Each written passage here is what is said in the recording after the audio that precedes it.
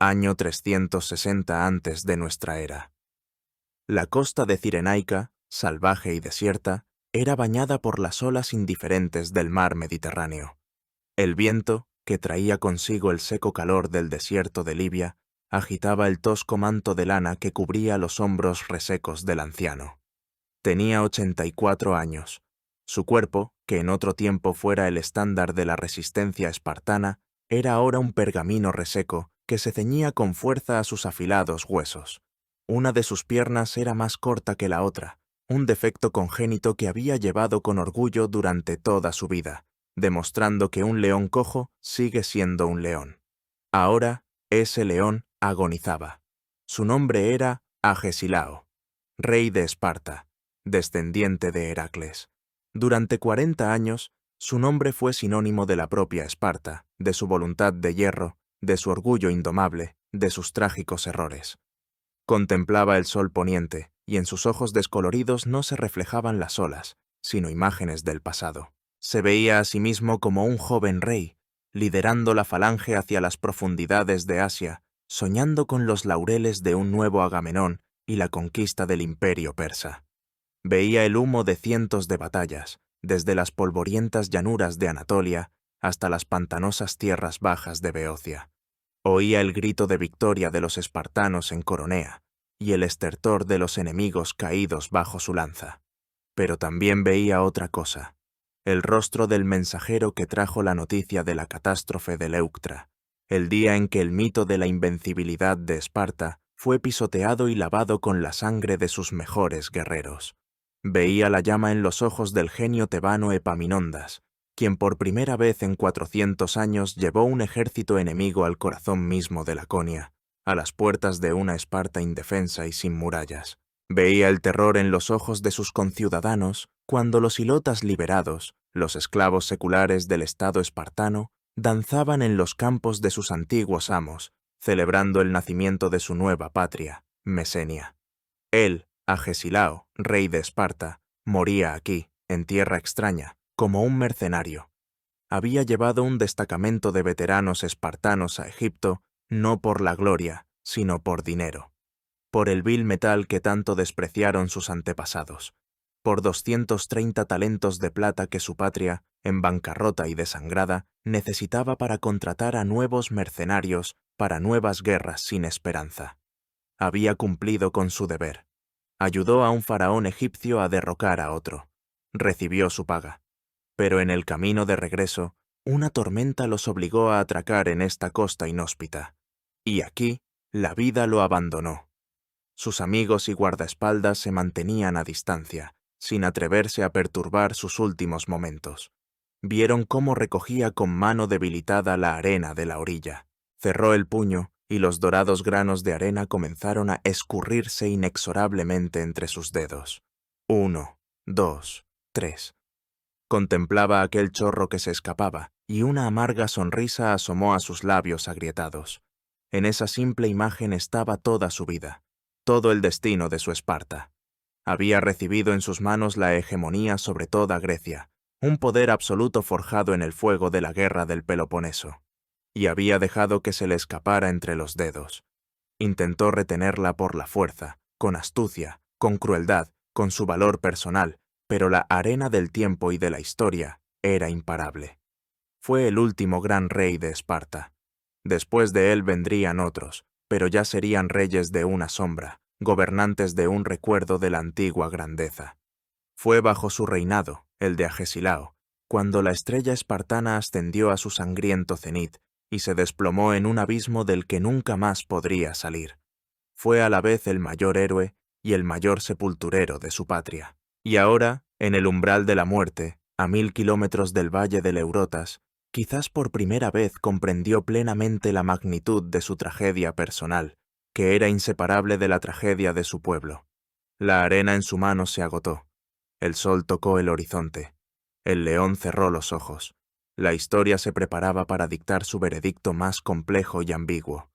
Para comprender el drama de Agesilao, primero hay que entender el mundo que lo engendró. Un mundo nacido de las cenizas y la sangre de la guerra más larga y destructiva de la historia de la antigua Grecia. En el 404 antes de nuestra era, después de casi 30 años de lucha agotadora, la guerra del Peloponeso llegó a su fin. Atenas, el otrora resplandeciente imperio marítimo, centro de la democracia y la cultura, fue derrotada, humillada y puesta de rodillas. Esparta, la encarnación de la austeridad militar y el orden oligárquico, celebraba su triunfo. Parecía que comenzaba una nueva era, la era de la hegemonía espartana. Pero esta victoria estuvo envenenada desde el principio. Esparta, un estado cuya estructura entera había sido forjada durante siglos con un único propósito, a saber, el control militar total sobre su propio territorio de Laconia y Mesenia, y el dominio en el Peloponeso, se encontró completamente desprevenida para el papel de gobernante de toda la Hélade. Su sistema político era arcaico e inflexible, su economía era primitiva y se basaba en el trabajo esclavo de los hilotas. Sus ciudadanos, los espartiatas, no eran educados como diplomáticos o administradores, sino como soldados para quienes la paz era solo un respiro entre guerras. Y esta casta militar, cerrada y xenófoba, tuvo que gobernar el complejo, diverso y vibrante mundo de las polis griegas, desde Sicilia hasta Asia Menor. Los primeros pasos de Esparta como potencia hegemónica demostraron su total incompetencia. En lugar de la prometida libertad para los helenos, que habían proclamado como su lema en la guerra contra la opresión ateniense, los espartanos impusieron por doquier regímenes oligárquicos afines a ellos, conocidos como decarquías, que significaban el gobierno de 10 aristócratas pro-espartanos. En cada ciudad se nombraba un gobernador militar espartano, un armosta, con una guarnición. Estos armostas, liberados de la férrea disciplina de las leyes espartanas, a menudo se comportaban como verdaderos tiranos, mostrando una crueldad y una codicia sin precedentes. Los antiguos aliados de Esparta, como Tebas y Corinto, que habían contribuido enormemente a la victoria, no recibieron prácticamente nada y observaban con creciente alarma y odio cómo su líder de ayer se convertía en un nuevo amo, aún más rudo y sin ceremonias. Pero el principal arquitecto y símbolo de esta nueva y agresiva política espartana no fue uno de los reyes, sino un hombre llamado Lisandro. Proveniente de una familia empobrecida pero noble, Lisandro fue, quizás, la figura menos espartana de toda la historia de Esparta. Fue un brillante comandante naval, un astuto diplomático y un político absolutamente sin escrúpulos. Fue él quien, con el apoyo del príncipe persa Ciro el Joven y su oro, construyó la flota que aniquiló el poderío ateniense en Egospótamos. Tras la victoria, su autoridad era incuestionable. Era un héroe, un salvador, casi un dios. En las ciudades griegas de Asia Menor, fue el primer mortal al que se le erigieron altares y se le cantaron himnos. Lisandro creó una red de conexiones personales por toda Grecia. Los oligarcas que él había llevado al poder debían su posición a él personalmente, no a Esparta. Soñaba con algo más que la simple influencia. Quería cambiar la esencia misma del Estado espartano. En Esparta, como es sabido, había dos reyes de dos dinastías, los Agíadas y los Euripóntidas, cuyo poder se transmitía por herencia. Lisandro, sin derecho al trono, supuestamente albergaba el plan de hacer electiva la realeza para convertirse él mismo en gobernante. Fue el primer espartano que sintió en toda su plenitud el embriagador sabor del poder absoluto y la riqueza personal, y esto lo cambió para siempre a él y a la propia Esparta. Fue Lisandro quien trajo a la Esparta una enorme cantidad de oro y plata, capturada en Atenas. Fue un regalo fatal. Según las antiguas leyes de Licurgo, a los espartanos se les prohibía poseer metales preciosos para evitar el lujo, la desigualdad y la corrupción. Pero la tentación fue demasiado grande. Tras largos debates, se decidió aceptar los tesoros, pero convertirlos en propiedad del Estado, no de particulares. Fue una pobre autojustificación. La fruta prohibida había sido probada. Los comandantes y funcionarios espartanos que servían en el extranjero aprendieron rápidamente a aceptar sobornos y a amasar fortunas personales. Los antiguos cimientos comenzaron a resquebrajarse. La sociedad espartana, otrora monolítica, comenzó a estratificarse en ricos y pobres. En esta atmósfera de vértigo general, Por los éxitos y de descomposición latente creció Agesilao. Pertenecía a la estirpe real de los Euripóntidas, pero estaba lejos del trono. Era el hijo menor del rey Arquidamo II, y su hermano mayor, Agis II, había heredado el trono. Agesilao no fue educado como un futuro rey. Pasó por el ciclo completo de la educación espartana, la agogé, al igual que todos los demás muchachos de familias nobles. Era una escuela de vida durísima que, desde los 7 años, convertía a los niños en guerreros despiadados, resistentes y absolutamente leales al Estado. Andaban descalzos y con la misma ropa en invierno y en verano. Dormían en jergones de paja. Pasaban hambre constantemente para aprender a conseguir comida robando. Y el castigo no era por el robo en sí, sino por ser atrapado. Se les enseñaba a no hablar, sino a pronunciar frases breves y precisas, conocidas como laconismos. Eran sometidos constantemente a castigos corporales para fortalecer su voluntad. Agesilao, a pesar de su cojera, superó esta escuela con brillantez. Su defecto físico no hizo más que templar su carácter. Era ambicioso, enérgico, y poseía un encanto raro para un espartano. Sabía obedecer, lo que, según Plutarco, era la mejor enseñanza para un futuro gobernante. Era popular entre sus compañeros y respetado por sus mayores. Y lo más importante, se hizo amigo de Lisandro, el gran comandante naval que buscaba partidarios para sus planes de largo alcance. Se fijó en el inteligente y ambicioso príncipe de la rama menor. Se convirtió en su protector, amigo y mentor. Esta amistad sería para Agesilao tanto un trampolín hacia el poder como una pesada carga de la que intentaría deshacerse toda su vida. El mundo en el que a Agesilao le tocaría gobernar era un mundo de oportunidades y peligros mortales. Esparta estaba en la cima, pero se sostenía sobre pies de barro. Su hegemonía provocaba un odio universal. Sus cimientos internos eran socavados por las tentaciones nunca antes vistas de la riqueza y el poder. Y en el este, en Persia, se gestaban acontecimientos que pronto exigirían a Esparta y a su nuevo rey tomar una decisión de la que dependería no solo el destino de Grecia, sino también el suyo propio. Agesilao aún no lo sabía, pero su tiempo en el anonimato llegaba a su fin. La historia ya le preparaba un trono, pero el precio sería alto. El camino de Agesilao al poder no fue simplemente difícil. Según todas las leyes y tradiciones de Esparta, era prácticamente imposible. Era el clásico tercer hijo de los cuentos de hadas, un príncipe sin reino, un hombre a quien el destino parecía haberle asignado un papel perpetuamente secundario. Pero la historia a menudo da los giros más inesperados, y en la Esparta de finales del siglo V, antes de nuestra era, convergieron 3 factores que permitieron al príncipe cojo realizar su vertiginoso ascenso: un escándalo familiar, las ambiciones desmedidas de Lisandro y las cualidades personales del propio Agesilao. El rey de Esparta de la dinastía de los Euripóntidas era el hermano mayor de Agesilao, Agis II. Era un comandante experimentado, héroe de la guerra del Peloponeso, pero un hombre severo y no muy popular. Tenía un hijo y heredero legítimo llamado Leotíquidas, y todo habría sido sencillo si no fuera por una sombra que se cernió sobre el nacimiento de este niño. La sombra del ateniense más famoso y escandaloso de la época, Alcibíades.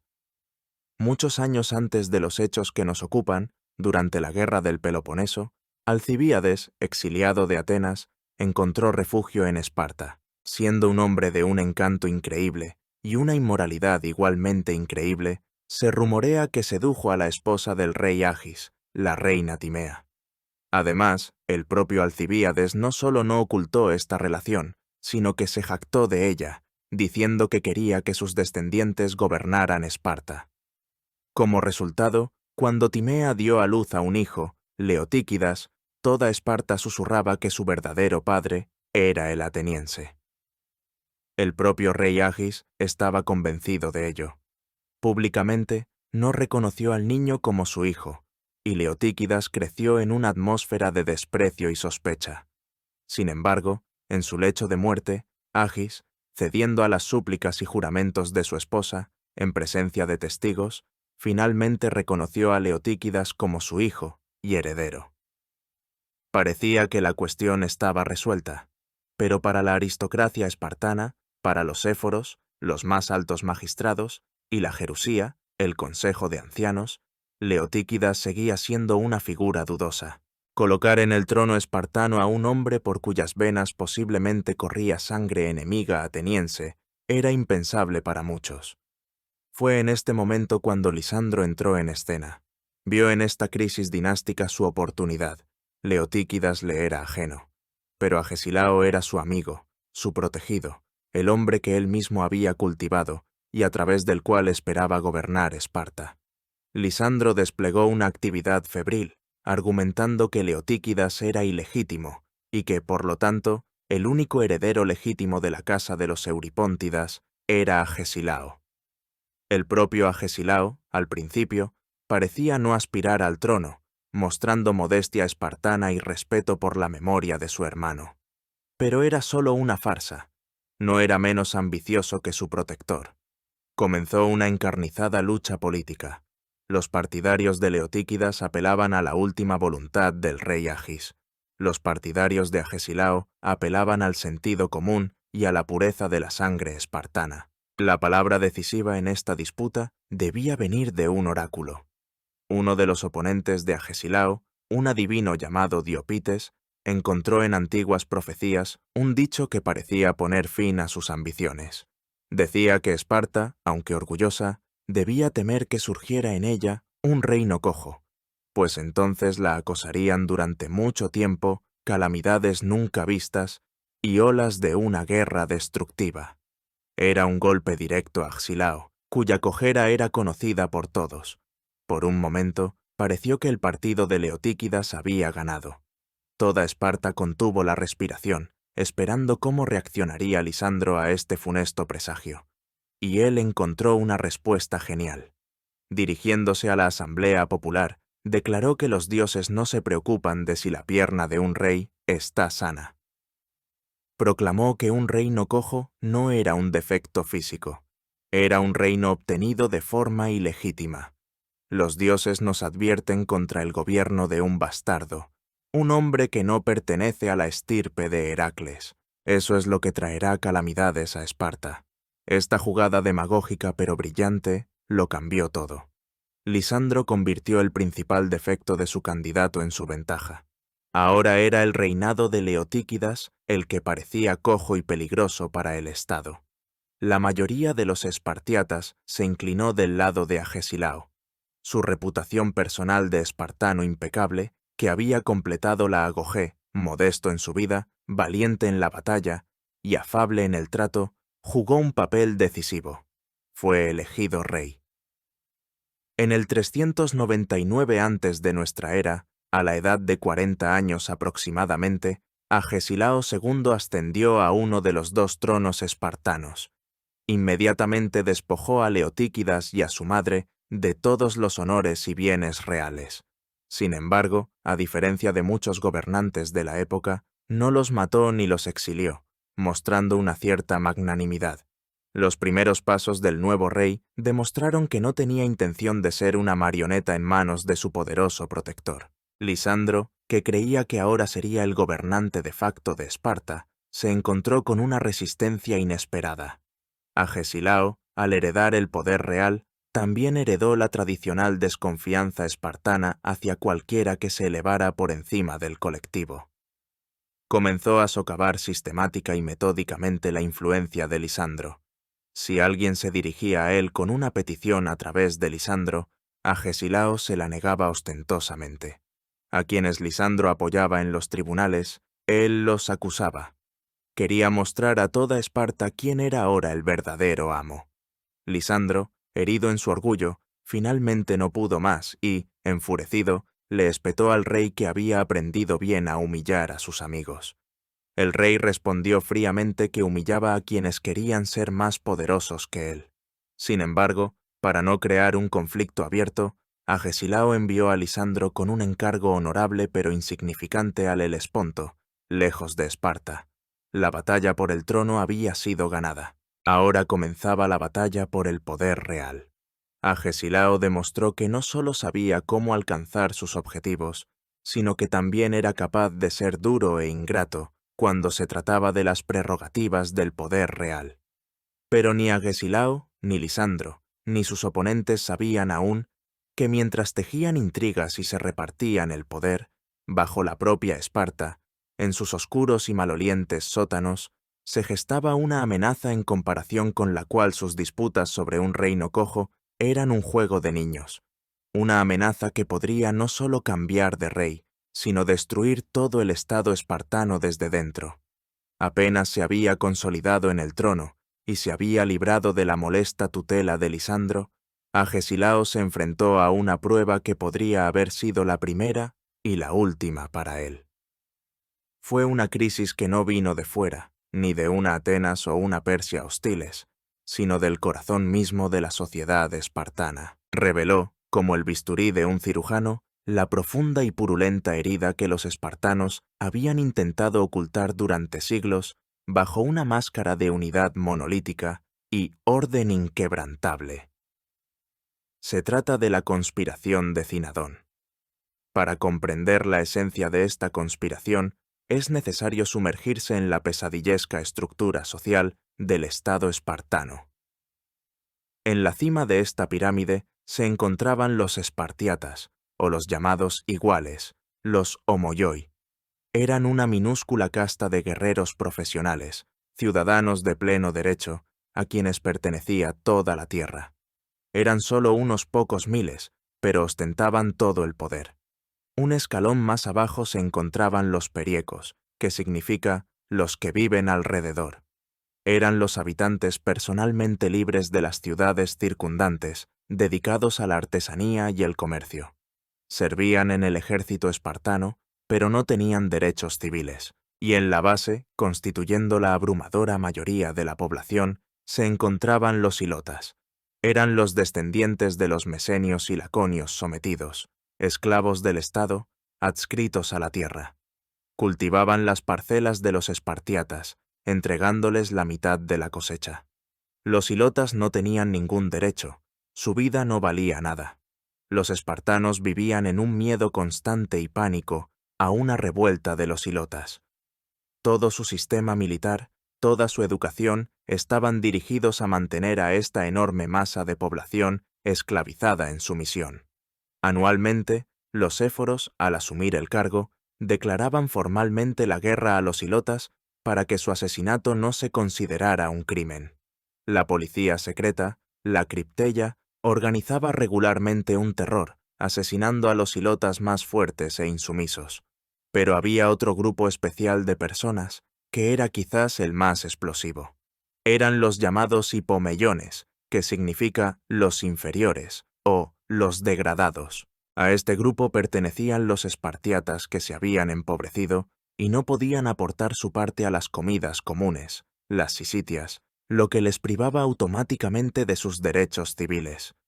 También se incluían los hijos ilegítimos de los espartiatas, los cobardes privados de sus derechos por huir del campo de batalla, y los neodamodes, antiguos hilotas que habían obtenido la libertad por su servicio militar. Estas personas habían recibido la educación espartana, sabían luchar como los espartiatas, conocían todas las fortalezas y debilidades del sistema, pero estaban privados de sus privilegios. Vivían en la misma ciudad, veían el lujo de unos y compartían la humillación de otros. En sus corazones ardía la mezcla más combustible, una mezcla de envidia, odio y orgullo herido. Fue de este entorno de donde surgió Cinadón. Era joven, apuesto, fuerte y valiente. Había cumplido en más de una ocasión misiones secretas y peligrosas para los éforos, pero no era un igual, y esta injusticia lo consumía por dentro. Decidió que el tiempo de la sumisión servil había terminado. Comenzó a preparar una conspiración cuyo objetivo era, nada menos, que el exterminio total de toda la élite espartana. Cinadón no era solo valiente, sino también un conspirador inteligente. Él y sus colaboradores más cercanos actuaron con extrema cautela. No celebraban reuniones secretas. En su lugar, recorrían la ciudad, el ágora, las herrerías y los talleres, y en conversaciones privadas sondeaban el estado de ánimo de la gente. Se acercaban a un hilota, a un perieco, a un espartiata degradado y les hacían la misma pregunta, formulada genialmente por el historiador Jenofonte. ¿Cómo le gustaría comerse a un espartiata? Si la persona en respuesta mostraba odio hacia la casta gobernante, se le incluía en la lista de conspiradores. El plan era simple y terrible. Los conspiradores planeaban atacar durante una de las fiestas religiosas, cuando se reuniera mucha gente en el ágora, incluidos los reyes, los éforos y los miembros de la Jerusía. Armados con dagas que debían esconder, los conspiradores, a una señal, se lanzarían sobre la cúpula espartana y la masacrarían.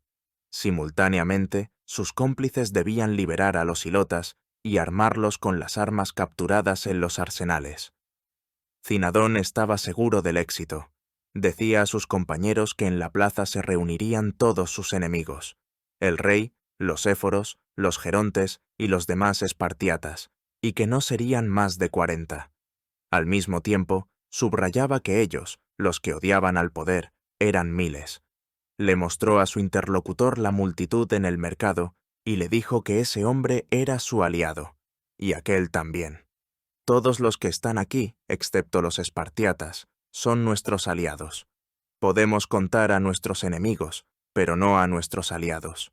La conspiración estaba a punto de llevarse a cabo, pero, como suele ocurrir, la traicionó la delación.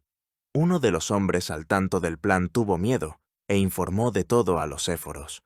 La reacción de los éforos fue instantánea y a sangre fría. Se encontraron ante un terrible dilema. Arrestar a Cinadón en Esparta era imposible. Podría Fantoc haber provocado una revuelta inmediata de sus miles de partidarios. Era necesario sacarlo de la ciudad con engaños. Los éforos llamaron a Cinadón y le dieron otra misión secreta: ir a una ciudad fronteriza y arrestar allí a varios hilotas y a una mujer, supuestamente culpables de algún delito. Para ayudarle, le asignaron un destacamento de jóvenes guerreros que, en realidad, estaban al tanto del asunto y habían recibido la orden de arrestar al propio Cinadón tan pronto como se encontrara lejos de Esparta. Cinadón no sospechó nada y cayó en la trampa. Tan pronto como fue capturado, fue torturado hasta que reveló los nombres de todos los conspiradores clave. En toda Laconia y en la propia Esparta comenzaron los arrestos. Todos los capturados fueron ejecutados de inmediato. Al propio Cinadón le esperaba un destino terrible. Le pusieron un collar de horquilla en el cuello, un collar de madera con una bifurcación en la que se le sujetaban las manos, y de esta guisa, bajo los latigazos, él y sus colaboradores más cercanos fueron paseados por todas las calles de la ciudad que soñaba con conquistar. Luego fue ejecutado. La conspiración fue reprimida con la máxima brutalidad, pero dejó una profunda cicatriz en la conciencia de la élite espartana y del joven rey Agesilao. Por primera vez, miraron a los ojos del abismo que se abría bajo sus pies. Comprendieron que su mundo, que parecía tan sólido y eterno, pendía de un hilo. Que cada hilota que trabajaba en el campo, cada perieco que comerciaba en el mercado, cada inferior que pasaba a su lado por la calle, podía ser su enemigo mortal. Este miedo, esta paranoia interna, perseguiría a Esparta hasta su fin y determinaría en gran medida su política exterior. Para Agesilao, esta fue la primera lección seria. Comprendió que la principal amenaza para su reino no era externa, sino interna. Y quizás fue esta toma de conciencia la que fortaleció en él una idea que ya maduraba en las mentes de los halcones espartanos: que la mejor manera de fortalecer la unidad interna y distraer al pueblo de pensamientos peligrosos es una guerra grande, gloriosa y victoriosa. Una guerra que uniera a todos frente a un enemigo común. Y tal enemigo existía: antiguo, rico y, al parecer, vulnerable. Era el imperio persa. Mientras Esparta lidiaba con sus demonios internos, en el este se desarrollaba un drama que alteró radicalmente el equilibrio de poder en el mundo egeo, y abrió ante Agesilao y su estado perspectivas completamente nuevas y vertiginosas. Este drama es conocido en la historia como la Expedición de los 10.000, y sus consecuencias se sintieron durante décadas. En el 401 antes de nuestra era, el príncipe persa Ciro el Joven, sátrapa de Asia Menor y amigo de Lisandro, decidió desafiar a su hermano mayor, el gran rey Artajerjes II, y apoderarse del trono persa. Para ello necesitaba un ejército, y sabía dónde encontrar a los mejores guerreros del mundo, en Grecia. Tras el final de la guerra del Peloponeso, la Hélade estaba inundada de miles de soldados profesionales, hoplitas, que no sabían ni querían hacer otra cosa que guerrear. Eran el material ideal para un ejército mercenario. Con el pretexto de prepararse para una guerra local, Ciro, aprovechando sus contactos y su dinero, reunió un ejército de más de 13.000 mercenarios griegos, entre los que había no pocos espartanos. Estaban comandados por generales experimentados, como el espartano Clearco. Esparta, recordando la ayuda de Ciro en la guerra contra Atenas, bendijo extraoficialmente esta empresa. Este enorme ejército griego, sin conocer su verdadero objetivo, se adentró en las profundidades del imperio persa. Solo cuando se encontraron en el corazón de Mesopotamia, a orillas del Éufrates, los griegos se enteraron de que iban a derrocar al gran rey. Ya era demasiado tarde para retroceder. En la batalla de Cunaxa, cerca de Babilonia, la falange griega en su flanco derrotó por completo a las tropas persas que se le oponían. Pero al mismo tiempo, en el otro flanco, el propio Ciro fue asesinado en un ataque temerario. La batalla se ganó tácticamente, pero se perdió estratégicamente. Los griegos resultaron vencedores en el campo de batalla, pero se quedaron sin líder, sin objetivo, y en el centro de un gigantesco país hostil, a miles de kilómetros de casa. Los sátrapas persas, fingiendo querer negociar, atrajeron a los comandantes griegos, incluido Clearco, a una reunión y los asesinaron a traición. El ejército, desmoralizado y decapitado, se encontró en una situación desesperada. Parecían condenados, y aquí ocurrió un milagro que conmocionó a todo el mundo antiguo. Los griegos no se rindieron. Eligieron nuevos comandantes, entre ellos el ateniense, Jenofonte, discípulo de Sócrates, quien más tarde describiría todos estos acontecimientos en su famosa obra, La Anábasis. Y estos 10.000, pues quedaban aproximadamente esa cantidad, lograron lo imposible. Se abrieron paso luchando a través de todo el imperio persa, por los desiertos de Mesopotamia, por las montañas nevadas de Armenia, defendiéndose de tribus salvajes, sufriendo hambre y frío, y finalmente llegaron al Mar Negro. El momento en que, tras subir un paso de montaña, vieron por primera vez el mar, pasó a la historia. Los soldados gritando «¡Talata! ¡Talata!», que significaba «¡El mar!», lloraban y se abrazaban. Estaban a salvo. El regreso de los 10.000 tuvo consecuencias colosales. En primer lugar, demostró a todos cuán débil y vulnerable era en realidad el imperio persa. Sus enormes ejércitos se mostraron impotentes contra un ejército griego pequeño, pero disciplinado y bien organizado. El mito de la invencibilidad de Persia, ya socavado en tiempos de Jerjes, quedó ahora definitivamente destruido. Persia parecía una fruta madura que solo esperaba ser recogida. En segundo lugar, el sátrapa Tisafernes, habiendo recuperado el poder en Asia Menor, decidió castigar a las ciudades griegas de Jonia por su apoyo a Ciro. Comenzó a atacarlas. Los jonios, recordando que Esparta había sido su libertadora del yugo ateniense, enviaron inmediatamente embajadores a Lacedemonia, suplicando protección contra la nueva opresión persa. Para Esparta, este fue el momento de la verdad. Podía ignorar esta petición, pero eso significaría perder prestigio, renunciar a su estatus de protectora de los helenos y devolver toda la costa de Asia Menor al dominio persa. O podía aceptar el desafío. Esto significaba la guerra con un imperio poderoso. Pero también prometía un botín incalculable, una gloria eterna y, lo más importante, permitía dirigir la energía efervescente de la sociedad espartana hacia el exterior, lejos de las conspiraciones internas. El rey que debía tomar esta decisión era Agesilao, y no dudó ni un segundo. La guerra con Persia era su sueño. Se había criado con los mitos de la guerra de Troya, de la expedición de Jerjes.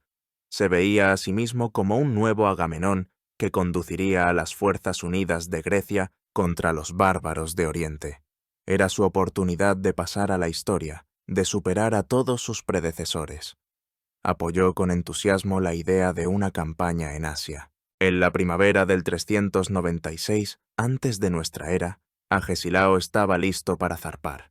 Su ejército era pequeño, unos 2000 neodamodes, 6000 aliados y un destacamento de 30 espartiatas que debían formar su consejo de guerra. Entre ellos estaba Lisandro, a quien Agesilao se vio obligado a llevar consigo, pero para quien ya preparaba una humillación. Antes de zarpar, Agesilao decidió hacer un gesto simbólico. Llevó su flota al puerto de Áulide, el mismo lugar desde donde, según la leyenda, Agamenón partió en su expedición a Troya. Quería ofrecer a la diosa Artemis el mismo sacrificio que su mítico predecesor, para subrayar la continuidad de su misión. Pero este gesto se convirtió en una humillación pública para él. Los beocios, cuya capital era Tebas, que desde hacía tiempo albergaban rencor contra Esparta, no toleraron tal arrogancia en su territorio. Su caballería disolvió la ceremonia, derribó el altar y expulsó al rey espartano. Agesilao se vio obligado a zarpar sin haber realizado el sacrificio. Guardó un terrible rencor contra los tebanos, y este rencor se convertiría en una de las causas de la futura guerra de Corinto, que resultaría fatal para Esparta. Pero por ahora, todos sus pensamientos estaban en Asia. Navegaba hacia su gloria, sin sospechar que la humillación que dejaba atrás en Grecia aún le resonaría con un eco sangriento. La espada estaba suspendida sobre Persia, pero también sobre la propia Esparta ya comenzaban a acumularse las nubes. La llegada de Agesilao a Asia, al famoso puerto de Éfeso, fue recibida con júbilo y esperanza por los griegos de Jonia. Veían en él a un salvador, y en su ejército la garantía de su libertad. Sin embargo, la realidad resultó ser mucho más compleja. Lo primero con lo que se encontró el rey espartano no fue un frente unido de poder persa, sino un nido de intrigas, traiciones y rivalidades entre los dos principales gobernadores persas de la región, Tisafernes y Farnabazo. Tisafernes, sátrapa de Lidia y Caria, era un político astuto, taimado y experimentado. Fue el principal adversario de Ciro el joven y el responsable del asesinato de los estrategas griegos de los 10.000. Despreciaba a los griegos, pero también temía su fuerza militar. Farnabazo, sátrapa de Frigia en el Helesponto, era un comandante más joven, enérgico y directo. Procedía de una noble familia persa y consideraba a Tisafernes un advenedizo. Estos dos sátrapas se odiaban entre sí mucho más que al enemigo común en la persona de Agesilao, y constantemente intrigaban el uno contra el otro en la corte del gran rey en Susa. Agesilao, siendo no solo un general sino también un psicólogo sutil, decidió inmediatamente utilizar esta rivalidad para sus propios fines. Nada más llegar, se enfrentó a un intento de humillación por parte de Lisandro. El antiguo gobernante todopoderoso de Jonia, Lisandro, rodeado de multitudes de sus antiguos clientes y amigos, se comportaba como si él, y no el rey, estuviera al mando de la expedición. Agesilao, como recordamos, lo puso rápidamente en su sitio, convirtiéndolo en un simple repartidor de carne, y finalmente lo envió lejos de su vista. Habiendo afirmado su autoridad, Agesilao comenzó la guerra.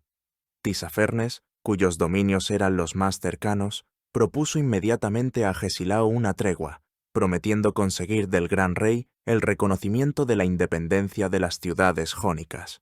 Juró por todos los dioses, pero en realidad solo estaba ganando tiempo, esperando la llegada de refuerzos. Agesilao fingió creerle. Pero cuando expiró la tregua y no hubo noticias de Tisafernes, todos esperaban que los espartanos atacaran sus dominios en Caria. Agesilao, en cambio, sabiendo que Tisafernes había concentrado todas sus fuerzas allí, realizó una maniobra inesperada. Giró bruscamente hacia el norte e invadió los dominios de Farnabazo, la rica Frigia. Esta campaña fue más una incursión de saqueo a gran escala que una conquista planificada. El ejército espartano, sin encontrar una resistencia seria, recorrió el país, quemando aldeas, capturando ganado y un enorme botín. Farnabazo, sorprendido, solo pudo hostigar a los griegos con incursiones de su excelente caballería. Aquí, Agesilao se dio cuenta por primera vez de la principal debilidad de su ejército, la ausencia casi total de caballería. Los hoplitas griegos eran invencibles en formación, pero en campo abierto eran vulnerables a los ataques de los arqueros a caballo. Al regresar a Éfeso para pasar el invierno, Agesilao hizo dos cosas importantes. En primer lugar, utilizó el botín capturado para crear su propia caballería. Anunció que todo griego local rico que no quisiera servir personalmente en el ejército debía equipar en su lugar a un jinete con caballo y armas. Esta medida, como escribe Jenofonte, se cumplió con un celo increíble, ya que había muchos deseosos de librarse del servicio militar. Para la primavera, Agesilao tenía una caballería apta para el combate. En segundo lugar, convirtió Éfeso en un gigantesco campamento militar y arsenal. La ciudad bullía de actividad. En los talleres se forjaban armas, se fabricaban armaduras, y en las plazas se realizaban constantemente ejercicios militares. Agesilao inspiraba a sus guerreros con su ejemplo personal. Vivía con sencillez, comía la misma comida que los soldados, participaba en sus ejercicios. Introdujo un sistema de recompensas para las unidades y guerreros más distinguidos. Como resultado, para la primavera del 395 antes de nuestra era, su ejército estaba en una forma excelente, y su moral era extraordinariamente alta. Con la llegada de la primavera, Agesilao anunció que conduciría al ejército a Sardes, la capital de la satrapía de Tisafernes. Esta vez no iba de farol. Tisafernes volvió a creer que era una treta, y, dejando a la infantería en Sardes, se dirigió con la caballería a defender otras zonas. Agesilao, en cambio, marchó a paso ligero directamente sobre Sardes. Cuando Tisafernes se dio cuenta de su error y se apresuró a regresar, ya era demasiado tarde. Su caballería se encontró con el ejército griego cerca del río Pactolo. En la batalla que siguió, la recién creada caballería griega, con el apoyo de la infantería, derrotó por completo a los persas. Los griegos capturaron el campamento persa con sus incalculables riquezas. Esta victoria tuvo consecuencias decisivas. El gran rey Artajerjes, enfurecido por los constantes fracasos de Tisafernes e incitado por las intrigas de Farnabazo y de la reina madre Parisatis, que odiaba a Tisafernes, envió a un nuevo sátrapa llamado Tifraustes con la orden de ejecutar al desafortunado general. Tisafernes fue decapitado. El nuevo sátrapa Tifraustes inició inmediatamente negociaciones con Agesilao. Le ofreció una enorme suma de dinero si abandonaba sus dominios y se dirigía al norte, a luchar contra Farnabazo. Agesilao, fiel a su estrategia de enfrentar a los sátrapas entre sí, aceptó con gusto. La guerra en Asia se parecía cada vez más a un juego en el que el rey espartano, como un hábil jugador, se movía de un tablero a otro, cosechando los frutos de la enemistad de sus adversarios. La campaña contra los dominios de Farnabazo fue aún más exitosa. Agesilao actuó con decisión y crueldad. Su ejército volvió a devastar las ricas tierras, capturando ciudades y castillos. La culminación de esta campaña fue el encuentro personal entre Agesilao y Farnabazo. El sátrapa persa, un hombre digno y valiente, pidió negociar. El encuentro, descrito por Jenofonte, estuvo lleno de dramatismo. Farnabazo reprochó a Agesilao su ingratitud, recordándole que él, a diferencia de Tisafernes, siempre había sido amigo de Esparta. Agesilao, reconociendo su honestidad, respondió con un espíritu verdaderamente espartano.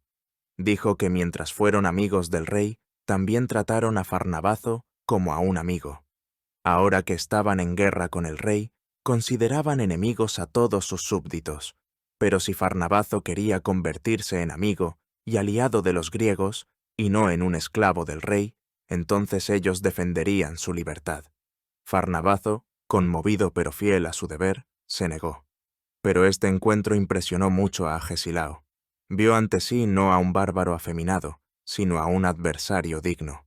Para el 394 antes de nuestra era, Agesilao se había convertido en el amo absoluto de la situación en Asia Menor. Controlaba toda la costa, su ejército era más fuerte que nunca, y los sátrapas persas estaban desmoralizados. Comenzó a prepararse para una campaña hacia el interior del imperio, hacia su mismo corazón. Soñaba con repetir el camino de los 10.000, pero esta vez no en retirada, sino como conquistador. Sus planes incluían llegar a Babilonia y Susa. Parecía que nada podía detenerlo. Estaba en la cima de la gloria y el poder. Pero fue en ese momento, cuando estaba tan cerca de su gran sueño, cuando desde el otro lado del mar, desde Grecia, llegó una noticia que en un instante desbarató todos sus planes y lo obligó a regresar. Los persas, incapaces de derrotar a Agesilao en el campo de batalla, habían golpeado en el punto más vulnerable de Esparta, en su propia casa. Y el arma en esta nueva guerra no fue el hierro, sino el oro. Mientras Agesilao marchaba triunfalmente por Asia Menor, humillando a los sátrapas persas y soñando con la conquista de Babilonia, en Persia llegaron a la única conclusión correcta, que la maquinaria de guerra espartana no podía ser detenida en una batalla abierta en territorio extranjero, pero podía ser detenida creándole un segundo frente en su propia retaguardia. El gran rey y sus consejeros comprendieron que la hegemonía de Esparta en Grecia no se basaba en el amor, sino en el miedo, y que bajo las cenizas de la reciente guerra ardían las brasas de un odio generalizado hacia el nuevo poder hegemónico. Y estas brasas podían avivarse fácilmente hasta convertirse en un incendio con la ayuda del arma más fiable, el oro persa. En el 395 antes de nuestra era, fue enviado a Grecia un agente persa, un rodio llamado Timócrates. Su misión era simple, pero extremadamente importante. Debía, sin establecer contactos abiertos con los gobiernos, encontrar y sobornar a políticos influyentes en las principales ciudades griegas, como Tebas, Corinto, Argos y, posiblemente, incluso Atenas, para que provocaran una guerra contra Esparta. Timócrates llevaba consigo una suma enorme, 50 talentos de plata, acuñados en monedas de oro, los dáricos, con la imagen de un rey persa arquero. Más tarde, un político espartano bromearía amargamente diciendo que a Agesilao no lo expulsaron de Asia miles de soldados persas, sino 30.000 arqueros de oro. La misión de Timócrates fue un éxito rotundo. El terreno para los sentimientos antiespartanos estaba más que abonado. En Tebas, la capital de la Liga Beocia, el odio hacia Esparta había alcanzado su punto álgido. Los tebanos habían sido humillados por los espartanos después de la guerra del Peloponeso. Su contribución a la victoria había sido ignorada. El incidente en Áulide, cuando expulsaron a Agesilao, no hizo más que agravar la enemistad. Los líderes del partido antiespartano en Tebas eran Ismenias y Androclides, quienes aceptaron con gusto el oro persa y comenzaron a incitar activamente a sus conciudadanos a la guerra. En Corinto, una rica ciudad comercial en el Istmo, también reinaba el descontento. La hegemonía espartana obstaculizaba su comercio, y las guarniciones espartanas se comportaban como amos. Aquí, el dinero persa encontró eco en políticos como Timolao. Argos, un antiguo e irreconciliable enemigo de Esparta en el Peloponeso, siempre estaba dispuesto a cualquier guerra contra su vecino. Incluso en Atenas, que aún no se había recuperado de la derrota, los partidarios de la revancha comenzaron a levantar la cabeza. Aunque los atenienses formalmente no aceptaron el dinero persa, veían con esperanza la formación de una coalición antiespartana. La reconstrucción de los muros largos, que conectaban la ciudad con el puerto del Pireo, se convirtió en un símbolo de sus ambiciones renacientes. Solo se necesitaba un pretexto para la guerra, y se encontró rápidamente. Los tebanos provocaron un conflicto fronterizo entre sus aliados locrios y los focios, que eran aliados de Esparta. Cuando los focios invadieron Lócrida, Tebas declaró inmediatamente la guerra a Fócida. Esparta, como potencia hegemónica y protectora de sus aliados, estaba obligada a intervenir. El gobierno espartano, sin sospechar la intriga persa, reaccionó con su habitual franqueza y arrogancia. Se decidió castigar a los tebanos y atacar desde dos flancos, Un ejército bajo el mando de Lisandro debía avanzar desde Grecia central, y un segundo, bajo el mando del rey Pausanias, desde el Peloponeso. Debían reunirse en Beocia, pero el plan fracasó. Lisandro, al llegar a la ciudad de Haliarto, no esperó la llegada de Pausanias y, con su habitual arrogancia, condujo inmediatamente a sus tropas al asalto. Los tebanos, realizando una salida, sorprendieron a los espartanos. En la batalla que siguió, Lisandro, el gran héroe de la guerra del Peloponeso, el arquitecto de la hegemonía espartana, fue asesinado. Su ejército, habiendo perdido a su líder, se retiró en pánico. Cuando unos días después el rey Pausanias llegó a Haliarto, solo encontró los restos desmoralizados del ejército y a unos tebanos triunfantes. Sin atreverse a combatir, firmó una tregua para recuperar los cuerpos de los caídos, incluido el de Lisandro, y se retiró ignominiosamente con su ejército. La muerte de Lisandro y la vergonzosa retirada del ejército real tuvieron en Grecia el efecto de una bomba. El mito de la invencibilidad del ejército de tierra espartano, ya tambaleante, quedó ahora seriamente dañado. La coalición antiespartana se formó oficialmente al instante. Tebas, Corinto, Argos y Atenas firmaron una alianza militar. Comenzó una guerra que pasaría a la historia como la Guerra de Corinto, porque las principales operaciones militares se desarrollarían en el territorio del Istmo de Corinto. Para Esparta, fue un golpe por la espalda. Se encontraron en estado de guerra en dos frentes, en Asia contra Persia y en la propia Grecia contra una poderosa coalición de las polis más importantes. Se hizo evidente que era imposible librar ambas guerras simultáneamente. Había que elegir, y la elección era obvia. La amenaza en casa era incomparablemente más peligrosa que la búsqueda de la gloria en la lejana Asia. En Esparta se tomó una decisión difícil, pero la única posible. Los éforos enviaron un mensajero a Agesilao con la lacónica orden de que la patria estaba en peligro y que debía regresar. Para Agesilao fue un golpe terrible. Estaba a punto de realizar su gran sueño. Ante él se extendía toda Asia, y en ese momento tenía que abandonarlo todo y regresar para apagar el fuego que sus enemigos habían encendido en su propia casa. Jenofonte, que estuvo con él en esta campaña, escribe que Agesilao, al recibir la orden, se sintió profundamente apesadumbrado. Reunió a sus aliados y con amargura les anunció su decisión. Pero como un verdadero espartano, no se atrevió a desobedecer la orden de las autoridades. Dijo que debía obedecer, pues un buen gobernante se distingue por saber no solo mandar, sino también obedecer. Recompensó generosamente a sus aliados asiáticos, prometiendo regresar tan pronto como resolviera los asuntos en Grecia. Dejó parte del ejército en Asia bajo el mando de un armosta, y él mismo, con fuerzas selectas, incluidos los veteranos de los 10.000, comenzó su largo y difícil camino a casa. No marchaba como un conquistador que regresa triunfante, sino como un bombero que se apresura a un incendio. La gran aventura asiática de Esparta terminó sin gloria. Comenzaba una guerra larga, sangrienta y agotadora, que finalmente minaría las fuerzas de todos sus participantes y prepararía el terreno para el ascenso de una nueva fuerza, nunca antes vista, en el norte, Macedonia. El camino a casa para Agesilao no fue un simple viaje largo, sino una verdadera operación militar. Conducía a su ejército, curtido en batallas y cargado con un enorme botín, a través de tierras hostiles o poco fiables. Su ruta pasaba por Tracia y Macedonia, las mismas tierras por las que 100 años antes había marchado el gigantesco ejército de Jerjes, pero en dirección contraria. La historia había dado un giro caprichoso. Ahora era un rey griego quien conducía a su ejército de Asia a Europa para luchar contra otros griegos.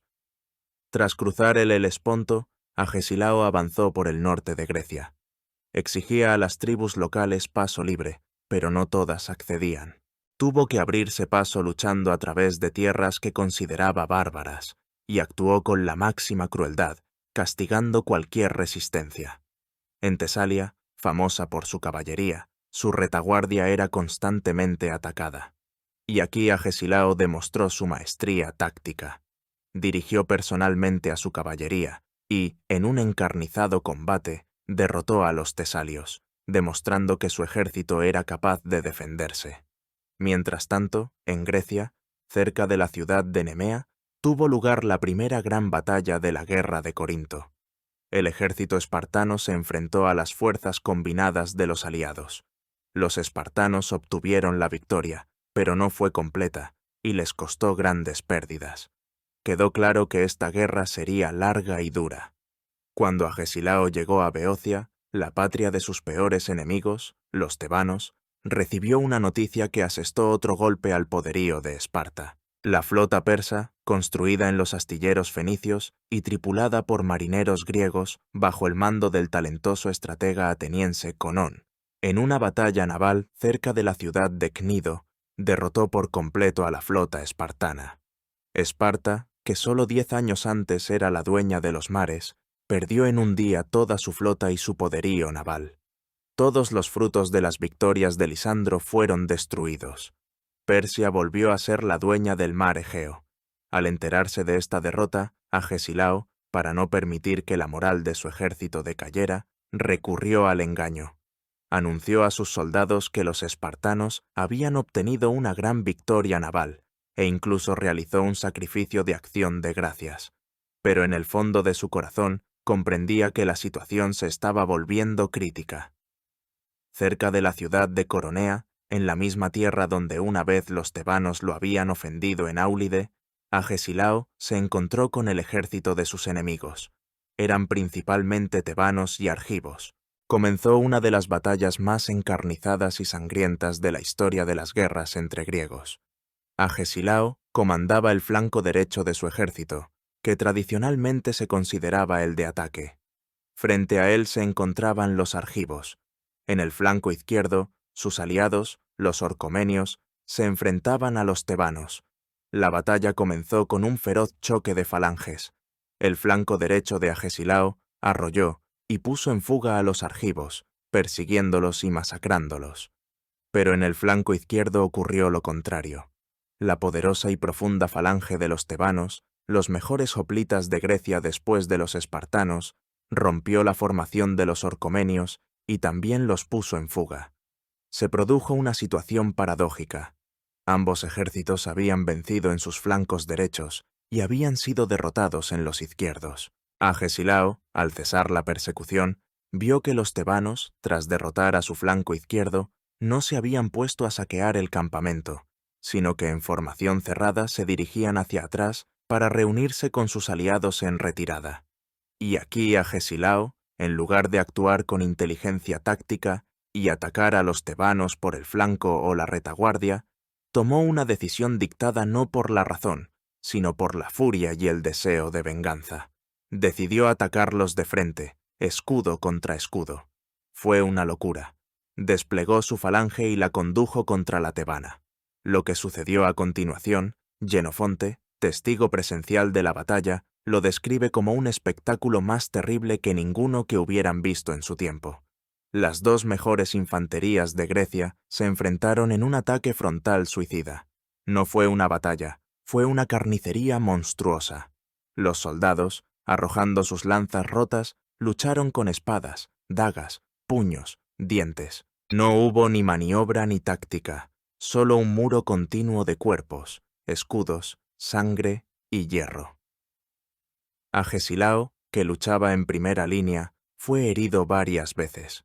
Su armadura fue perforada por una lanza, su cuerpo estaba cubierto de heridas, y solo la abnegación de sus guardaespaldas, que lo rodearon con un muro humano, le salvó la vida.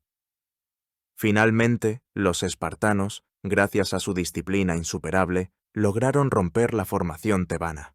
Pero no fue una victoria. Los tebanos no huyeron. Se retiraron en perfecto orden, contraatacando e infligiendo golpes terribles. Cuando terminó la batalla, el campo estaba sembrado de miles de cadáveres. Formalmente, la victoria fue de Agesilao. Él quedó dueño del campo de batalla y pudo recoger a sus caídos sin impedimentos. Pero fue una victoria pírrica. Su ejército sufrió enormes pérdidas. Él mismo resultó gravemente herido.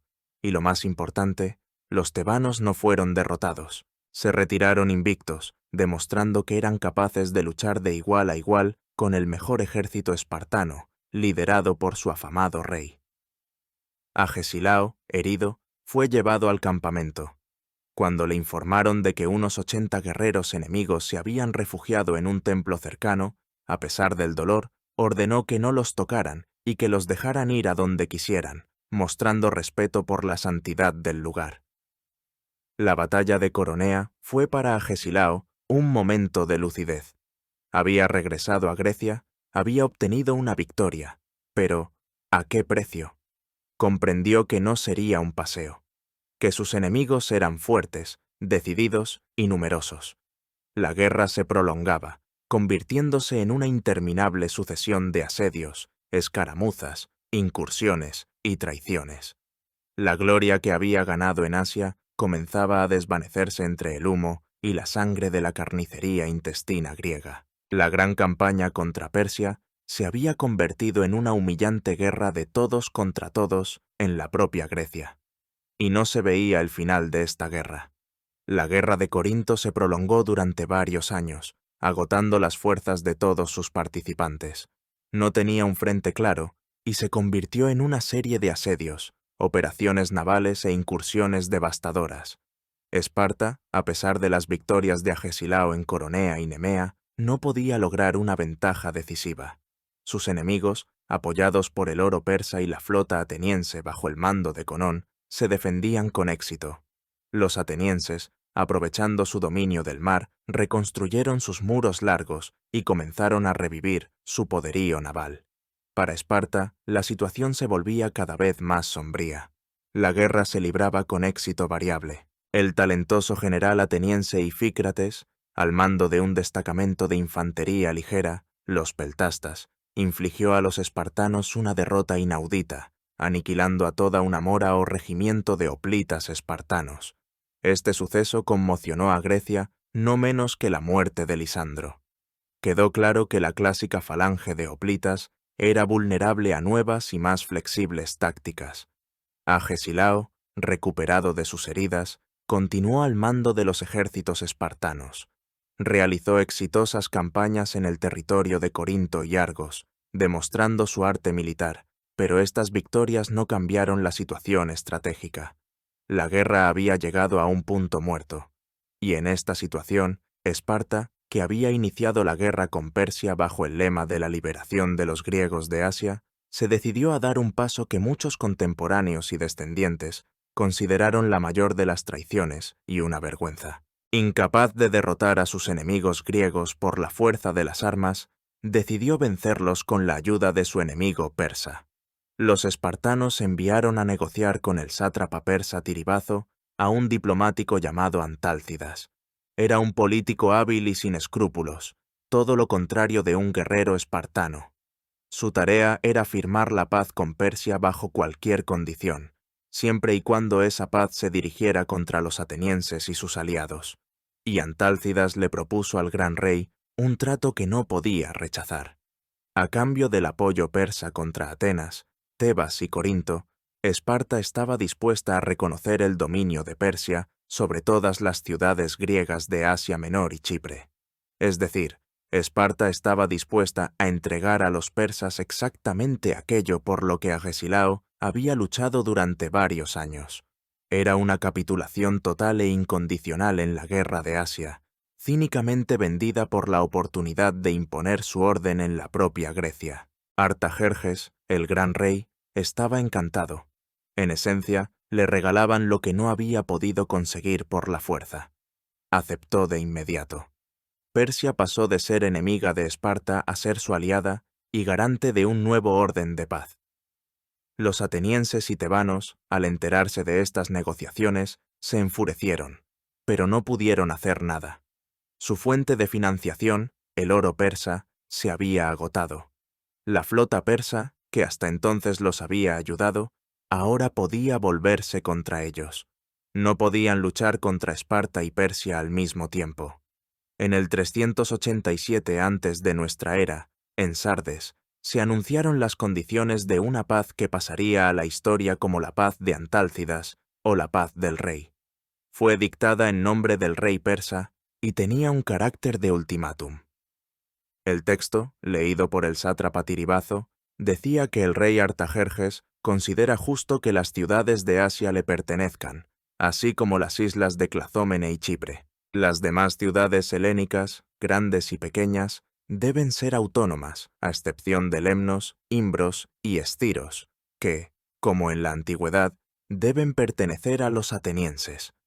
A la parte beligerante que no acepte estas condiciones de paz, él, Artajerjes, junto con los que acepten la paz, les declarará la guerra por tierra y por mar, con barcos y con dinero. Fue un dictado.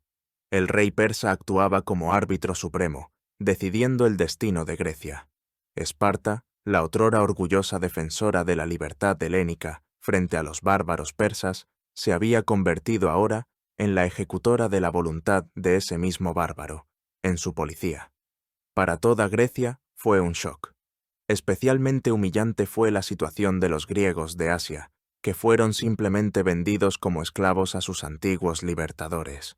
Pero para Esparta fue el triunfo de una cínica realpolitik. Las condiciones de paz estaban diseñadas para debilitar al máximo a sus enemigos. La exigencia de autonomía para todas las ciudades significaba, ante todo, la disolución de la Liga Beocia, donde Tebas era la cabeza. Esto privaba a Tebas de su poder, basado en el control sobre otras ciudades de Beocia. Atenas tuvo que renunciar a sus nuevas posesiones marítimas. Argos tuvo que retirar sus tropas de Corinto. Esparta, en cambio, aunque formalmente también se sometía a esta exigencia, en realidad solo salía ganando. Su Liga del Peloponeso no fue disuelta, ya que formalmente se consideraba una alianza de estados autónomos bajo el liderazgo espartano. Además, Esparta asumió el papel de garante y ejecutora de la paz del rey, obteniendo el derecho de obligar a todos a obedecerla por la fuerza de las armas. ¿Cuál fue el papel de Agesilao en todo esto? Las fuentes difieren. Quenofonte, su amigo y apologista, intenta blanquear al rey, afirmando que se vio obligado a acatar la decisión de los éforos. Pero la mayoría de los historiadores coinciden en que Agesilao, siendo el hombre más influyente de Esparta, no podía no haber aprobado esta paz. Además, su odio personal e insaciable hacia Tebas lo convertía en un ferviente partidario de cualquier tratado que estuviera dirigido a su humillación. Cuando los embajadores tebanos, al firmar la paz, quisieron prestar juramento en nombre de toda la Liga Beocia, Agesilao, enfurecido, se lo negó, exigiendo que cada ciudad jurara por separado. Consiguió su objetivo. La Liga Beocia fue disuelta. La paz del rey puso fin a la guerra de Corinto. Esparta volvió a afirmar su hegemonía en Grecia, pero era una hegemonía muy diferente, no la que se había ganado con el valor en la guerra del Peloponeso, sino la que se había comprado al precio de traicionar los intereses panhelénicos. Esparta alcanzó la cima de su poder, pero su autoridad moral quedó destruida. Pasó de ser un líder a un tirano, temido pero despreciado. Agesilao, que comenzó como un nuevo Agamenón, libertador de Asia, terminó como el supervisor del rey persa en Grecia. Ganó la paz, pero perdió el honor. Y esta semilla vergonzosa, sembrada en el 387, muy pronto daría sus frutos venenosos. El período posterior a la firma de la paz del rey se convirtió en el apogeo del poder espartano y, al mismo tiempo, en el prólogo de su rápida y catastrófica caída. Esparta, apoyándose en la autoridad del rey persa y en su propia fuerza militar, se comportó en Grecia con una arrogancia y una falta de ceremonias sin precedentes. Cualquier desobediencia, cualquier manifestación de independencia era castigada con crueldad. Agesilao, cuyo odio hacia Tebas y Argos rayaba en la obsesión, fue el principal motor de esta política agresiva. Utilizaba cualquier pretexto para humillar y debilitar a sus antiguos enemigos. Primero, los espartanos se abalanzaron sobre la ciudad de Mantinea, en Arcadia, que mostraba insumisión. Con un pretexto inventado, el ejército espartano asedió la ciudad y, tras represar un río, inundó sus murallas, construidas con ladrillos de adobe, hasta que se desmoronaron. La ciudad no solo fue sometida, sino destruida como entidad única. A sus habitantes se les obligó a dispersarse por las aldeas. Fue un acto de intimidación, una demostración de lo que le esperaba a cualquiera que se atreviera a contradecir a Esparta. Pero el acto más indignante, y, a la postre, fatal, Esparta lo cometió contra Tebas. En el 382 antes de nuestra era, el general espartano Fébidas conducía su ejército hacia el norte. Al pasar por Tebas, en connivencia con el líder del partido pro-espartano de la ciudad, cometió un acto de traición sin precedentes. En medio de una fiesta religiosa, cuando la ciudad estaba indefensa, las tropas espartanas tomaron la Cadmea, la antigua acrópolis tebana, y el corazón de la ciudad. Se instaló una guarnición espartana en Tebas y una cruel tiranía oligárquica. Los líderes del Partido Democrático fueron ejecutados o exiliados. Este acto, cometido en tiempo de paz, sin ninguna declaración de guerra, conmocionó a toda Grecia. Incluso en la propia Esparta, muchos se escandalizaron por tal violación de todas las normas. El rey Agesípolis, el otro rey espartano, condenó abiertamente esta toma. Pero Agesilao, para quien la humillación de Tebas era el objetivo principal, defendió a Fébidas. En respuesta a los reproches, pronunció una frase cínica que se convirtió en la quinta esencia de la política espartana de la época. Dijo que no había que mirar quién lo había hecho, sino si era beneficioso para Esparta, y si era beneficioso, entonces era correcto. Con su autoridad, logró que la toma de la Cadmea fuera aprobada, y Fébidas solo fue multado simbólicamente. Esparta celebraba la victoria. Su principal enemigo en Grecia central estaba decapitado y ocupado. La hegemonía parecía absoluta e inquebrantable. Pero bajo la superficie ya maduraban las fuerzas de la venganza. Los demócratas exiliados de Tebas encontraron refugio en Atenas. Entre ellos había dos hombres destinados a convertirse en los sepultureros del poder espartano, Pelópidas y Epaminondas. Pelópidas era un aristócrata, un líder apasionado, valiente y carismático. Epaminondas provenía de una familia noble empobrecida, un estratega genial, filósofo y hombre de una honestidad impecable. Juntos representaban la combinación ideal de un revolucionario ardiente y un genio frío y calculador. A su alrededor se agruparon todos los exiliados tebanos, que soñaban con la revancha. En el 379 antes de nuestra era, contraatacaron. Un pequeño destacamento de conspiradores, liderado por Pelópidas, se infiltró en secreto en Tebas. Disfrazados de mujeres, durante un banquete irrumpieron en la casa donde se reunían los tiranos pro-espartanos y los masacraron a todos. Al mismo tiempo, otro destacamento atacó a la guarnición espartana en la Cadmea. Los habitantes de Tebas, al oír el llamado a la libertad, se sublevaron. La guarnición espartana, sorprendida y desmoralizada, se rindió tras un breve asedio y fue liberada. Tebas era libre. La noticia de este suceso provocó la furia en Esparta. Agesilao exigió inmediatamente una expedición de castigo. Dirigió personalmente al ejército e invadió Beocia. Así comenzó una nueva guerra, la Guerra de Beocia. Durante varios años, Agesilao y el otro rey espartano, Cleombroto, invadieron regularmente los dominios tebanos, devastando sus campos. Pero los tebanos, bajo el liderazgo de sus nuevos y geniales caudillos, evitaron una batalla decisiva. Utilizaron tácticas de guerrilla, fortalecieron su ejército y crearon una nueva y revolucionaria táctica. La principal innovación de Epaminondas fue la creación de la formación oblicua. La falange griega clásica era una línea uniforme de hoplitas. Epaminondas, en cambio, decidió abandonar este principio. Hizo su flanco izquierdo, que debía atacar al flanco derecho de ataque de los espartanos, extraordinariamente profundo, de 50 filas. Este flanco debía ser un ariete que rompiera la formación enemiga. El flanco derecho, por el contrario, se hizo más débil y debía eludir el combate. Además, los tebanos crearon una unidad de élite de ataque, el batallón sagrado, compuesto por 150 parejas de guerreros amantes que, se creía, lucharían con especial ferocidad, protegiéndose mutuamente. Los espartanos, en su arrogancia, no notaron o no quisieron notar estos cambios. Continuaron creyendo en la invencibilidad de su falange tradicional y en la superioridad innata del guerrero espartano. En el 371 antes de nuestra era, se celebró otro congreso de paz, en el que Esparta intentó de nuevo imponer su voluntad. Agesilao, que lo presidía, se enfrentó de nuevo a Epaminondas, que representaba a Tebas. Cuando Epaminondas, como su predecesor, quiso firmar el tratado en nombre de toda Beocia, Agesilao se enfureció. Se produjo entre ellos un famoso duelo verbal.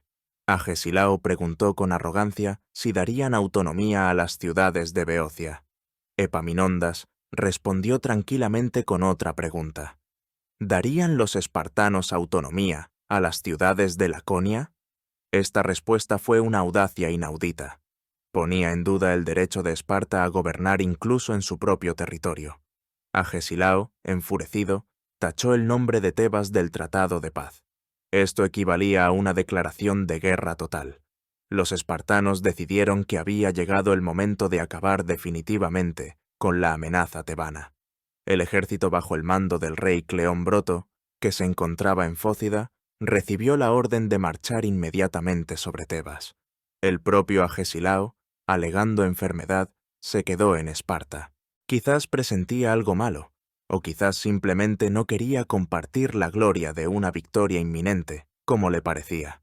El ejército espartano contaba con unos 10.000 hoplitas, de los cuales, sin embargo, solo unos 700 eran espartiatas de pleno derecho. El ejército tebano era más pequeño, unos 6.500 hombres. Los adversarios se encontraron en la llanura, cerca de la pequeña ciudad beocia de Leuctra. Los espartanos estaban absolutamente seguros de su victoria. Sus generales se reían del ejército campesino tebano. Nadie en Grecia dudaba del resultado de la batalla que se avecinaba. El mundo contuvo la respiración. Se acercaba el día que cambiaría para siempre la historia de la Hélade. 6 de julio del 371 antes de nuestra era. Un día que quedó marcado en negro en la historia de Esparta, el día en que el tiempo para ella se partió en un antes y un después. La llanura de Leuctra, bañada por el ardiente sol beocio, se convirtió en el escenario donde se representó la última y más terrible tragedia de la hegemonía espartana. El ejército espartano, bajo el mando del rey Cleómbroto, se dispuso en su orden de batalla tradicional. Su falange tenía una profundidad de 12 filas. En el ala derecha, la más honorable y fuerte, se encontraban los mejores guerreros, los espartiatas de pleno derecho, con el propio rey a la cabeza.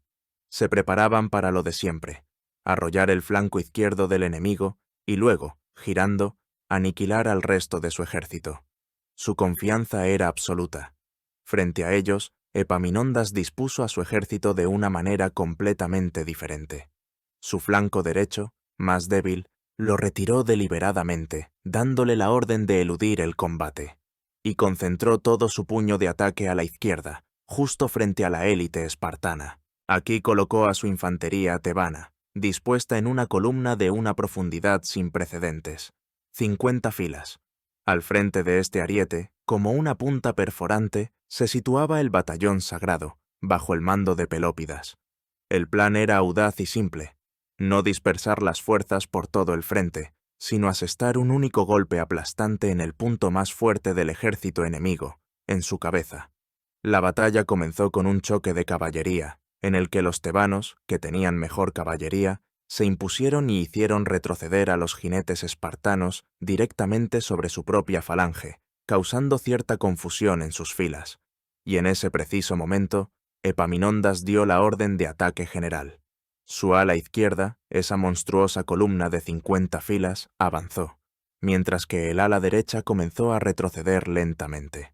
Los espartanos en su flanco derecho vieron con asombro que no se les acercaba una delgada línea de infantería enemiga, sino un muro viviente de escudos y lanzas, con una masa increíble. Cleómbroto, viendo la extraña maniobra de los tebanos, intentó reorganizar su flanco derecho para envolver su columna de ataque, pero ya era demasiado tarde. El batallón sagrado de Pelópidas se estrelló contra las filas de los espartiatas justo en el momento en que comenzaban su maniobra y su formación se había roto. Y tras ellos, toda la masa de la columna tebana se abalanzó sobre los espartanos. Lo que sucedió a continuación fue impensable. La falange espartana, considerada durante siglos inexpugnable, fue simplemente arrollada y rota. Las primeras filas de espartiatas, luchando valientemente, fueron aniquiladas. Sus lanzas se rompían contra la densa masa de escudos tebanos, mientras que las filas traseras de los tebanos, empujando, simplemente los aplastaban con su peso. Al principio del combate cayó el rey espartano Cleómbroto.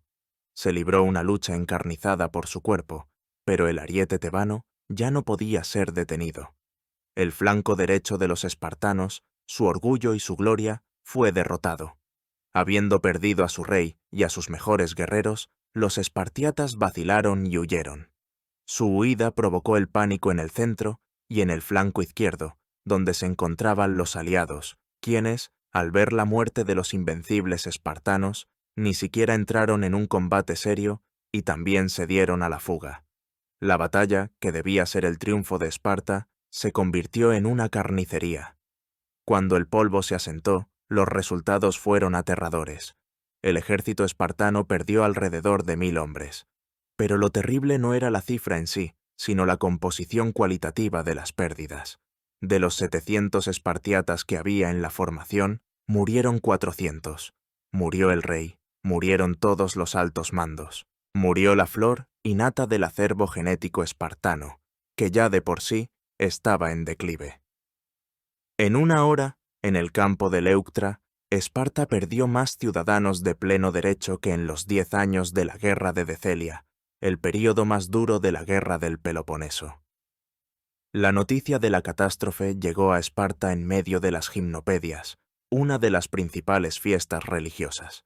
Los éforos, al enterarse de lo sucedido, mostraron una entereza verdaderamente espartana. No interrumpieron la fiesta, solo transmitieron a los familiares de los caídos sus nombres y ordenaron a las mujeres que no hicieran lamentos públicos. Al día siguiente, la ciudad presentaba un espectáculo extraño. Los familiares de los caídos caminaban por las calles con rostros orgullosos y serenos, alegrándose de que sus seres queridos hubieran muerto como corresponde a los espartanos. Y los familiares de los que sobrevivieron y regresaron del campo de batalla se escondían en sus casas, abrumados por el dolor y la vergüenza. Pero detrás de esta bravuconada externa se escondían el shock y el terror. El mundo se había vuelto del revés. La invencible Esparta había sido vencida. Su poder militar estaba quebrado. Y ahora surgía la terrible pregunta: ¿qué hacer con los supervivientes? Según las leyes espartanas, un guerrero que arrojaba su escudo y huía del campo de batalla, el llamado tresas o tembloroso, perdía todos sus derechos civiles. Se convertía en un paria. Pero ahora había cientos de esos temblorosos. Aplicarles la ley significaría privar a Esparta de otro tercio de sus ciudadanos restantes. Era una catástrofe dentro de otra catástrofe. Y entonces la ciudad recurrió al único hombre cuya autoridad era incuestionable, el viejo rey Agesilao. Y él, comprendiendo que el estricto cumplimiento de la ley destruiría el Estado, tomó una decisión sabia y sin precedentes. Se dirigió a la Asamblea Popular y dijo que ese día debían permitir que las leyes durmieran, pero que a partir del día siguiente debían volver a entrar en vigor. Con esta decisión, salvó a los supervivientes de la vergüenza y los conservó para futuras batallas. Pero fue solo un aplazamiento. La derrota en Leuctra no fue un simple revés militar. Fue un terremoto que destruyó todo el edificio de la hegemonía espartana. Los aliados de Esparta en la Liga del Peloponeso, al ver su debilidad, comenzaron a abandonarla. En Arcadia se creó una liga antiespartana. Pero el golpe más terrible aún estaba por llegar. Epaminondas, el genio de Leuctra, no pensaba detenerse ahí. Al año siguiente, en el 370 antes de nuestra era, reunió un enorme ejército de toda Grecia y llevó a cabo lo que se consideraba impensable. Invadió Laconia. Por primera vez en varios siglos, un ejército enemigo pisaba la tierra sagrada de Esparta. Los tebanos y sus aliados recorrieron el valle del Eurotas, quemando y saqueando todo a su paso, ante los ojos de los impotentes espartanos, refugiados en su ciudad sin murallas. Agesilao, que ya tenía más de 70 años, dirigió una defensa desesperada. Armó incluso a los ilotas, prometiéndoles la libertad. Logró defender la ciudad, pero el precio fue terrible. Pero eso no fue todo. Desde Laconia, Epaminondas se dirigió a Mesenia. Realizó el mayor acto de justicia histórica. Liberó a los ilotas mesenios, que habían estado esclavizados por Esparta durante más de 350 años. Fundó para ellos una nueva capital, Mesene, en la ladera del monte Itome, su antigua fortaleza. Fue un golpe mortal para Esparta. La liberación de Mesenia privó a la economía espartana de sus cimientos. Los espartiatas, cuya única ocupación era la guerra, se quedaron sin la tierra y los esclavos que los alimentaban. De la noche a la mañana, pasaron de ser una casta de guerreros aristócratas a una casta de terratenientes empobrecidos. El milagro espartano, basado en la más cruel de las explotaciones, había terminado. Agesilao, el viejo león, pasaba sus últimos días viendo cómo se derrumbaba todo aquello por lo que había servido toda su vida. Continuó luchando, mostrando proezas de valor e ingenio. En el 362 antes de nuestra era, salvó de nuevo a Esparta de ser capturada por los tebanos. Ese mismo año, en la batalla de Mantinea, los espartanos y sus aliados se enfrentaron de nuevo a Epaminondas. En esta batalla, el gran tebano murió, pero su ejército obtuvo la victoria. La muerte de Epaminondas salvó a Esparta de la aniquilación final, pero no pudo devolverle su antigua grandeza. Agesilao, en un intento desesperado por encontrar dinero para su país arruinado, emprendió su último y fatal viaje a Egipto. Murió en una costa extraña, dejando atrás una patria que, de ser la potencia hegemónica de Grecia, se había convertido en un estado secundario y atormentado, que luchaba solo por su supervivencia. La era de Esparta había terminado. Comenzaba una nueva era, y sus héroes ya no serían los reyes espartanos, sino los reyes de un país salvaje y despreciado del norte, Macedonia. Cuando el cuerpo de Agesilao, sin sus órganos internos y embalsamado con cera en lugar de miel para su conservación, fue llevado a Esparta, fue enterrado con honores reales.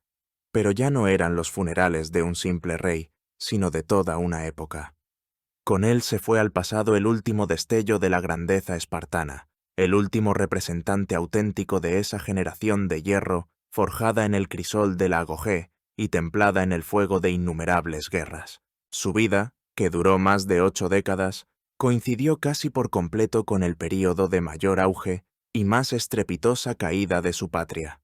No fue solo un testigo, sino el principal protagonista de este grandioso drama histórico. Entonces, ¿quién fue él, Agesilao II, el rey cojo de Esparta? ¿Un héroe o un villano? ¿Un gobernante sabio o un ciego obstinado que condujo a su pueblo al abismo? La respuesta, como a todas las grandes preguntas históricas, no puede ser unívoca. La historia, como la vida, no tolera los colores blanco y negro. Para sus contemporáneos, especialmente para su amigo y biógrafo Xenofonte, fue el ideal de gobernante y general. Xenofonte, en su panegírico a Agesilao, pinta la imagen de un héroe impecable, piadoso, justo, valiente, sencillo en su vida, leal en la amistad y devoto a su patria. En su relato, Agesilao es la encarnación de todas las virtudes espartanas. Sus victorias en Asia se equiparan a las hazañas de los héroes de la guerra de Troya, y sus fracasos en Grecia se explican por la perfidia de los enemigos y la ingratitud de los aliados. Es un retrato pintado con mano amorosa y, sin duda, refleja una de las facetas de la personalidad del rey. Agesilao fue realmente un táctico excepcional, un líder carismático, un hombre de una voluntad de hierro y un valor personal inquebrantables. Luchó por Esparta, tal como él la entendía, hasta su último aliento. Pero hay otra perspectiva, la de Plutarco, la de Cornelio Nepote y, lo que es más importante, la de la propia historia. Desde este punto de vista, Agesilao se presenta como una figura mucho más trágica y contradictoria. Fue un táctico genial, pero un mal estratega. Sabía ganar batallas, pero perdió la guerra por el futuro de su país. Su mayor error fue su obsesión, su odio irracional y personal hacia Tebas. Fue este odio el que le hizo apoyar la vergonzosa toma de la Cadmea. Fue este el que lo empujó a rechazar un compromiso con Epaminondas, lo que condujo a la catástrofe de Leuctra. Era demasiado espartano en un mundo que ya había dejado de serlo. Intentó gobernar una Grecia compleja y cambiante con los métodos obsoletos de la fuerza bruta y la arrogancia, sin comprender que el tiempo de la hegemonía indiscutible había pasado. Su reinado es una historia de oportunidades perdidas. Tras la expedición de los 10.000 y sus propios éxitos en Asia, tuvo la oportunidad de convertirse en el líder de una campaña panhelénica contra Persia, de unir a Grecia para un gran objetivo. En lugar de ello, se vio envuelto en una guerra civil que desangró a la Hélade. Se vio obligado a firmar la vergonzosa paz del rey, que convirtió al monarca persa en el árbitro supremo de los asuntos griegos, traicionando a aquellos mismos griegos de Asia a los que había jurado proteger. Agesilao fue el último león de Esparta, pero defendía un sistema ya moribundo. La Esparta del siglo IV antes de nuestra era era un coloso con pies de barro. Su estructura social, basada en la esclavitud y la exclusividad de casta, era un anacronismo. La disminución del número de ciudadanos de pleno derecho, la oligantropía, privaba a su ejército de sangre nueva. Su economía era incapaz de soportar guerras prolongadas. Agesilao intentó compensar todos estos defectos orgánicos del sistema con la fuerza de su personalidad, con su voluntad, pero ni un titán puede detener una avalancha. Su legado es el legado de Esparta: grandeza y crueldad, valor y estrechez de miras, sacrificio y tiranía. Dejó tras de sí el recuerdo de grandes victorias, pero también la amargura de derrotas aplastantes. Preservó la independencia de Esparta, pero ya era la independencia de un inválido que vivía de los recuerdos de su antigua fuerza.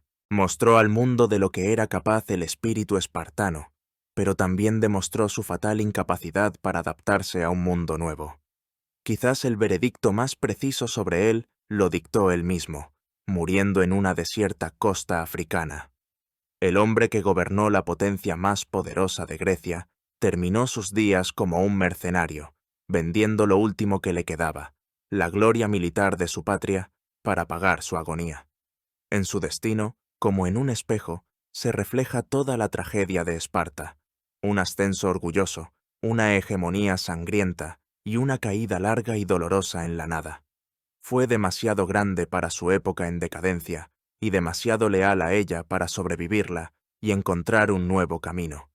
Y por eso se fue con ella, quedando en la historia como el último gran rey de la grande y terrible ciudad de los guerreros. Gracias por acompañarnos en este largo viaje. Si te ha gustado esta inmersión profunda en la historia, suscríbete a nuestro canal, dale a me gusta y comparte tu opinión en los comentarios. Nos esperan muchas más grandes historias y secretos olvidados del pasado.